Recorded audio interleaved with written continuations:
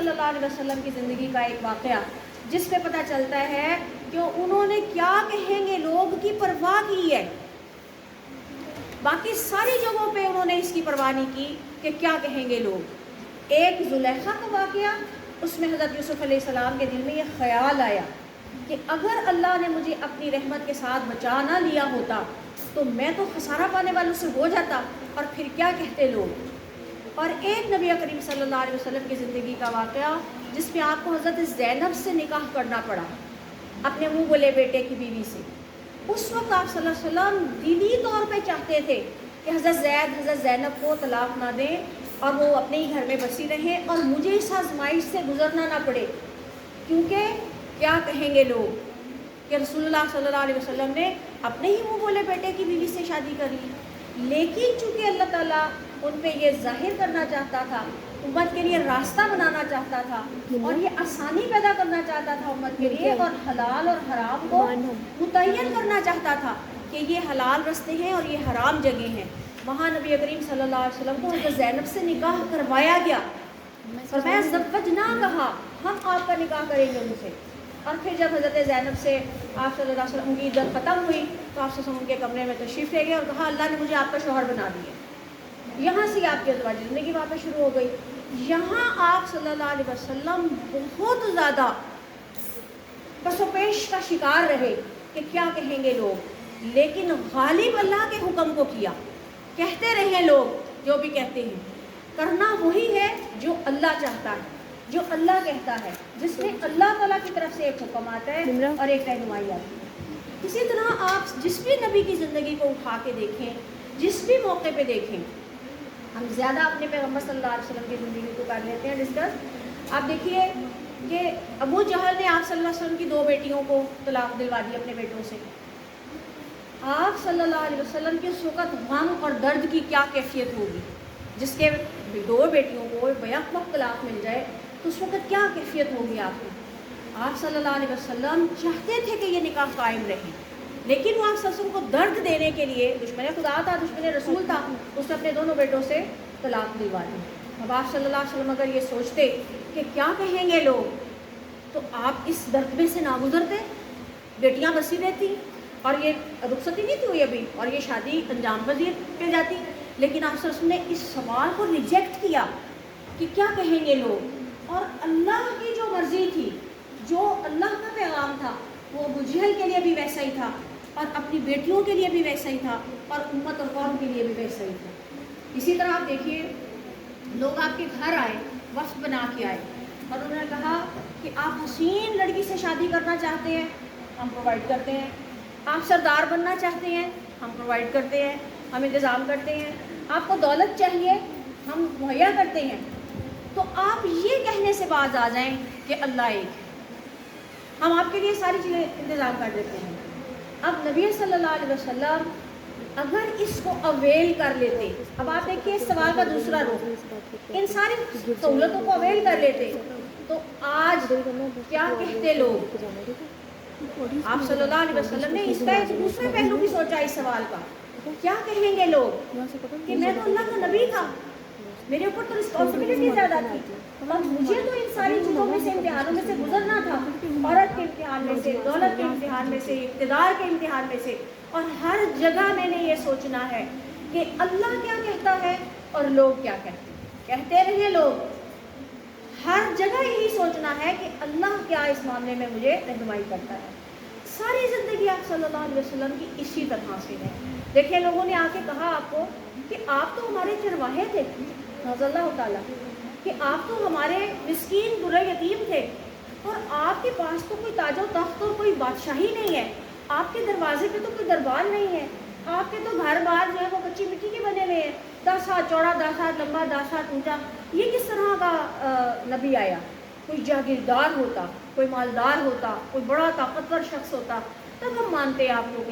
آپ صلی اللہ علیہ وسلم کو مسلسل یہ باتیں سننی پڑی جب تک آپ کی صحیح نبوت چلتی رہی، لیکن آپ نے یہ نہیں سوچا کہ کیا کہیں گے لوگ، اور آپ اپنے پیغام کو دیتے گئے. اور آخری وقت بھی جس دن آپ کا تھا اس زندگی فانی کے اندر، اس عالم فانی کے اندر، اس دن بھی آپ کے چراغ میں تیل نہیں تھا. اس دن بھی ساتھ پڑوسن سے حضرت عائشہ تیل مانگ کے لائی اور گھر کا چراغ روشن کیا. اب اگر لوگوں کی باتوں پہ جاتے رہتے کیا کہیں گے لوگ, تو پھر تو آپ صلی اللہ علیہ وسلم دولت کے انبار اکٹھے کر سکتے تھے. اللہ نے فرشتوں کو بھیجا اور کہا کہ احد کے پہاڑ کو سونا بنا دیں آپ کے لیے. آپ نے فرمایا اس کے بعد حساب ہوگا. تو رسول اللہ صلی اللہ علیہ وسلم نے اسی فقر و فقہ کو اختیار فرمایا اللہم احیینی مسکین و امیتنی مسکینا واحشرنی فی زمرۃ المساکین. اے اللہ زندہ بھی مسکین رکھنا, وفات بھی عالم مسکینی میں دینا, اور قیامت کے دن عالم مسکنت مسکین لوگوں کے ساتھ کھڑا کرنا. یعنی یہ اختیاری تھا, اور اس میں لوگوں کی باتوں کی پرواہ نہیں کی کہ کیا کہیں گے لوگ کہ ایک نبی ہے اور مسکین آدمی ہے, ایک نبی ہے اور بالکل گھر میں فاقے پڑ رہے ہیں, ایک نبی ہے خاتم الانبیاء سردار انبیاء, لیکن اس کے گھر کے چراغ میں تیل نہیں ہے. اس کا مطلب یہ ہوا کہ ان چیزوں سے عزت نہیں بنتی. ساری دنیا کی عزتیں اکٹھی کر لی جائے اور ایک پلڑے میں رکھی جائے, اور نبی صلی اللہ علیہ وسلم کی عزت ایک پلڑے میں رکھی جائے, تو آپ صلی اللہ علیہ وسلم کا پلڑا بھاری ہو جاتا ہے. اسی طرح آپ دیکھیے کہ جب ہم نبیوں کی زندگی میں سے ان ساری چیزوں کو نکالتے ہیں تو ہم دیکھتے ہیں کسی نبی نے اس سوال کی پرواہ نہیں کی کہ کیا کہیں گے لوگ. اب ذرا آ جائیں ہم اپنی طرف ہم غور کریں کہ ہمیں یہ سوال کہاں کہاں پیش آتا ہے زندگی میں, اور ہمارا طریقہ کار کیا ہوتا ہے. آپ دیکھیے بیٹی پیدا ہوئی, بہت سے سسرال, بہت سے باپ, بہت سی مائیں بھی, ایون کہ وہ خود بھی عورت ہی ہوتی ہیں, وہ سوچتی ہیں کہ کیا کہیں گے لوگ. اب سسرال کہے گا لو جی بیٹی پیدا ہو, اب خاوند کہے گا لو جی بیٹی پیدا ہو, اب لوگ کہیں گے لو جی بیٹی پیدا ہو گئی. آپ یہ دیکھیے اللہ اور اللہ کا رسول کیا کہتا ہے بیٹی کے پیدا ہونے پہ. اللہ فرماتے ہیں بیٹے کی پیدائش پہ ایک رحمت کا فرشتہ اور بیٹی کی پیدائش پہ 2 رحمت کے فرشتے آتے ہیں. آپ نے فرمایا اس عورت کی کوکھ مبارک ہے جس کو پہلے بیٹی پیدا ہوتی ہے.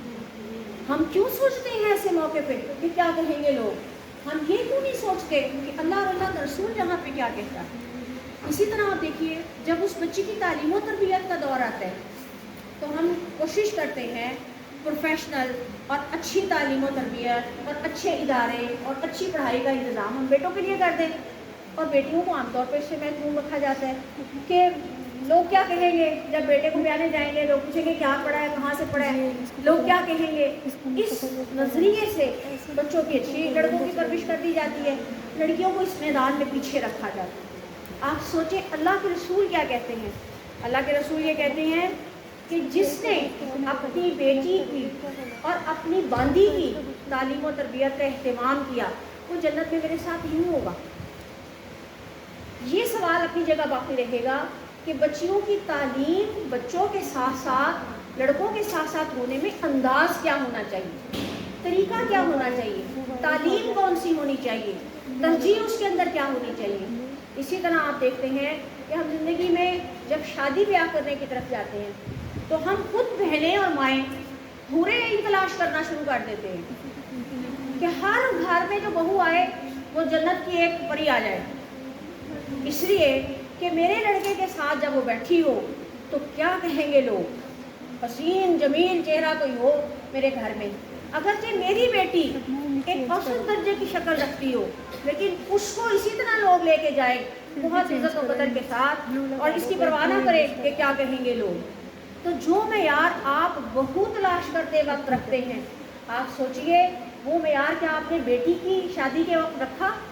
اسی طرح جب ہم شادی کی رسومات کرتے ہیں اس وقت بھی ہمارے ذہن میں یہ تو بعض اوقات لڑکی کے گھر والوں کو جا کے کہتے ہیں کہ اتنی بارات آئے گی, ایسا کھانا دینا ہے, فلانا پروٹوکول دینا ہے, ورنہ ہماری برادری کیا کہے گی, کیا کہیں گے لوگ.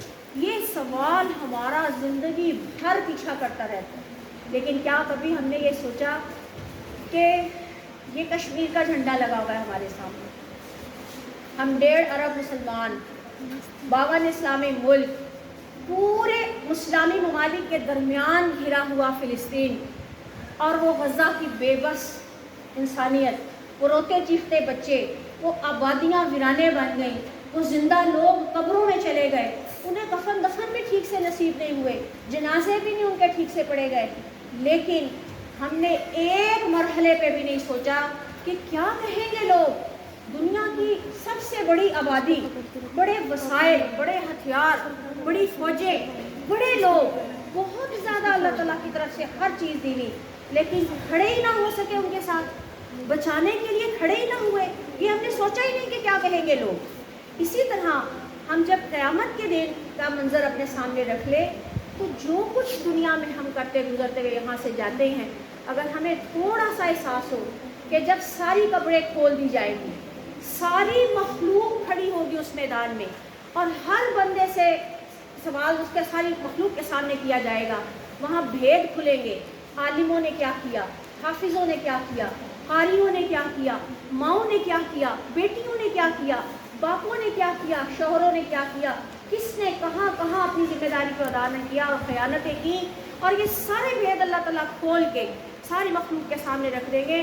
کیا کہیں گے لوگ وہاں کہ یہ تو بڑی عالمہ تھی، یہ تو بڑا پڑھایا کرتی تھی، بڑے درس دیا کرتی تھی. لوگ پوچھیں گے اچھا بی بی آپ نے خود عمل نہیں کیا تھا؟ وہ کہے گی ہاں میں لوگوں کو بتایا کرتی تھی، خود عمل نہیں کرتی تھی. ہاں میں خود حافظ قرآن تھا لیکن اس پہ عمل میں نے نہیں کیا. میں بہت بڑا قاری تھا لیکن یہ قرآن صرف میرے حلق تک اٹکا رہا، نیچے سینے میں نہیں گیا.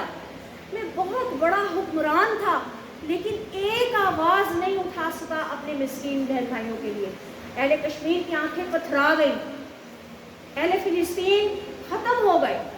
کتنی ان کی 1/3 آبادی جو ہے وہ ختم ہو باقی رہ گئی، باقی 2/3 لوگ جو تھے وہ ختم ہو گئے، ویران ہو گئے وہ لوگ، بنجر ہو گئے وہ لوگ، برباد ہو گئے. لیکن ہم نے یہ نہیں سوچا کہ کیا کہیں گے لوگ. اور اگر قیامت کے دن یہ لوگ کھڑے ہو گئے اور ہمارے گریبانوں کو پکڑا اور پوچھا کہ کیوں نہیں آئے تھے ہماری مدد کو، کیا ہم نے سوچا ہے کہ کیا کہیں گے یہ لوگ وہاں اور ہم کیا کہیں گے؟ اللہ تعالیٰ ہمیں اس سوال سے دنیا میں بھی اس کی آزمائش سے بچائے اور آخرت میں بھی اس کی آزمائش سے بچائے، اور اللہ ہی کیا کہتے ہیں اسی کو سمجھنے کی توفیق نصیب فرمائے. السلام علیکم.